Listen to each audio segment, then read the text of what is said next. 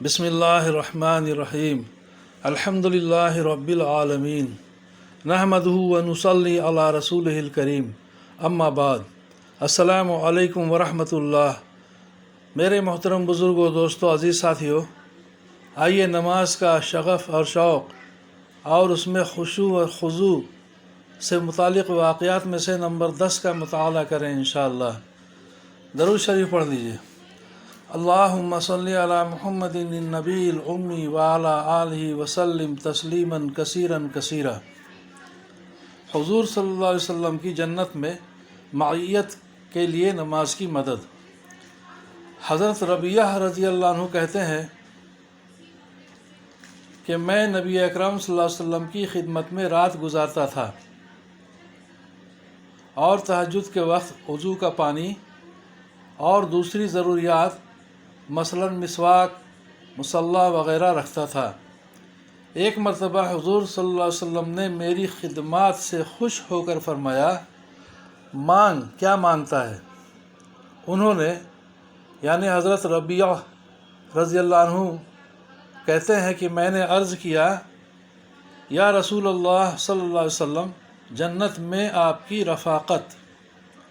آپ صلی اللہ علیہ وسلم نے فرمایا، اور کچھ؟ کہا، بس یہی چیز مطلوب ہے۔ آپ صلی اللہ علیہ وسلم نے فرمایا، اچھا میری مدد کیجیے سجدوں کی کثرت سے۔ فائدہ، اس میں تنبیہ ہے اس امر پر کہ صرف دعا پر بھروسہ کر کے نہ بیٹھنا چاہیے، بلکہ کچھ طلب اور عمل کی بھی ضرورت ہے، اور اعمال میں سب سے اہم نماز ہے کہ جتنی اس کی کثرت ہوگی اتنے ہی زیادہ سجدے ہوں گے۔ جو لوگ اس سہارے پر بیٹھے رہتے ہیں کہ فلاں پیر فلاں بزرگ سے دعا کرائیں گے، سخت غلطی ہے۔ اللہ جل شانہ نے اس دنیا کو اسباب کے ساتھ چلایا ہے، اگرچہ بے اسباب ہر چیز پر قدرت ہے، اور قدرت کے اظہار کے واسطے کبھی ایسا کر بھی دیتے ہیں، لیکن عام عادت شریفہ یہی ہے کہ دنیا کے کاروبار اسباب سے لگا رکھے ہیں۔ حیرت ہے کہ ہم لوگ دنیا کے کاموں میں تو تقدیر اور صرف دعا پر بھروسہ کر کے کبھی نہیں بیٹھتے، 50 طرح کی کوشش کرتے ہیں، مگر دین کے کاموں میں تقدیر اور دعا بیچ میں آ جاتی ہے۔ اس میں شک نہیں کہ اللہ والوں کی دعا نہایت اہم ہے، مگر حضور صلی اللہ علیہ وسلم نے بھی یہ ارشاد فرمایا کہ سجدوں کی کثرت سے میری دعا کی مدد کرنا۔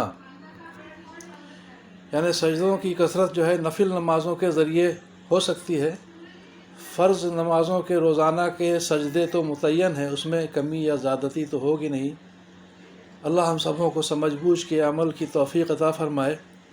اس کے آگے 6 باب آئے گا انشاءاللہ، جس میں صحابہ کرام رضی اللہ عنہم کی ایثار و ہمدردی اور اللہ کی راہ میں خرچ کرنے کے جو واقعات ہیں وہ آئیں گے انشاءاللہ۔